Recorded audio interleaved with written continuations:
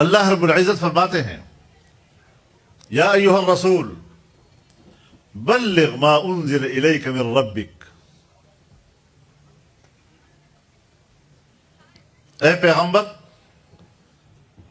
جو چیز تیرے رب کی طرف سے تجھ پر نازل ہوئی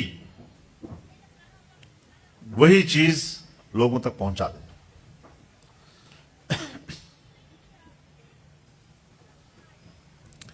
اب اللہ کا ایک حکم ایک رسول کے لیے کافی ہے۔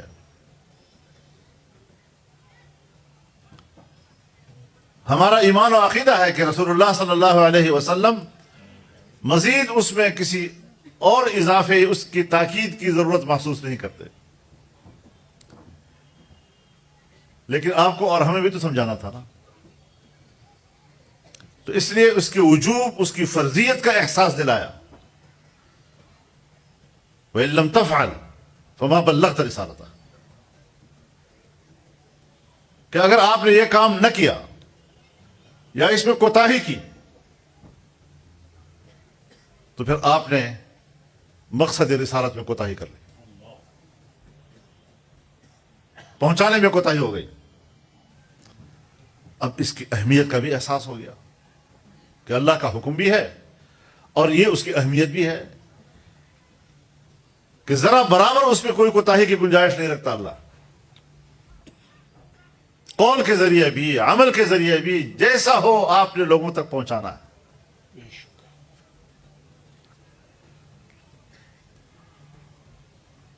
اچھا،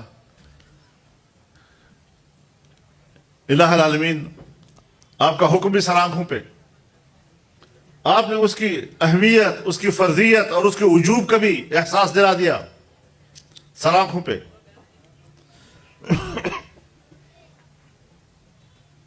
لیکن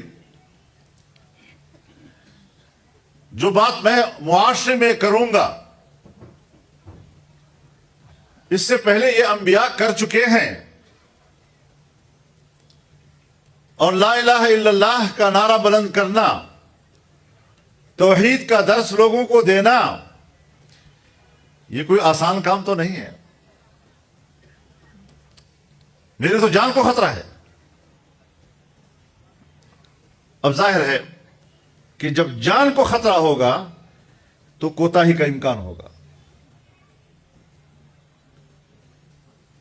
تو یا اللہ، ایک طرف آپ نے میرے ذمہ یہ کام لگا دیا، پھر اس کی تاکید بھی کی، اس کے وجوب و فرضیت پر بھی آپ نے زبردست سخت بات کہہ دی مجھے، اور دوسری طرف معاشرہ ہے جو خود خدا بنے ہوئے ہیں، بتوں کو خدا بنایا ہوا ہے، ان سے ان کے فکر کو تبدیل کرنا، ان خداؤں سے ان کو باغی بنانا اور ایک رب کے ساتھ اس کا رشتہ جوڑنا، اس پر تو مجھے ابراہیم کا انجام بھی معلوم ہے، موسیٰ کا انجام بھی معلوم ہے، عیسیٰ کا انجام بھی معلوم ہے۔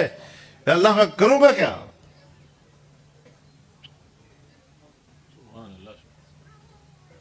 تو اللہ رب العزت نے اس کی بھی ذمہ داری لے لی۔ واللہ یعصمک من الناس، چھوڑو یہ باتیں، لوگوں سے میں بچاؤں گا۔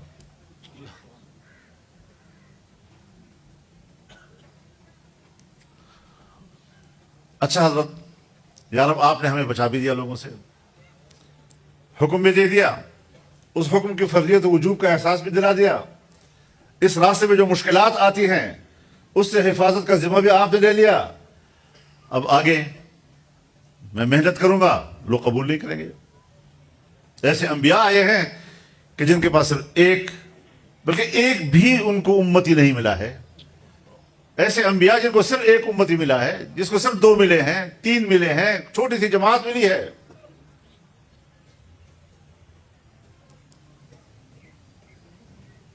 اب میں محنت بھی کروں اور جب الیکشن کا وقت آیا تو میرے صندوقے میں کوئی ووٹ ہی نہ ہو۔ یہی بہانہ بناتے ہیں نا آج کے ہمارے مولوی صاحبان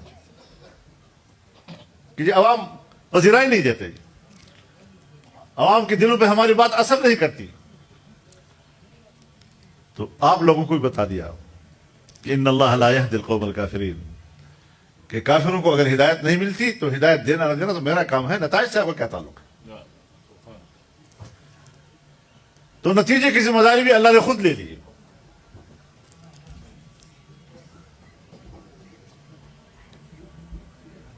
اب یہ وہ ایک اہم منصب ہے جو علماء کے پاس ہے.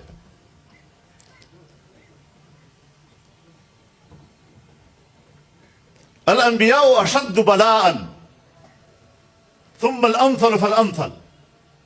سب سے زیادہ مصیبتیں آزمائشیں انبیاء پہ آئی ہیں، پھر جو جتنا ان کی طرف منسوب ہو، درجہ بدرجہ.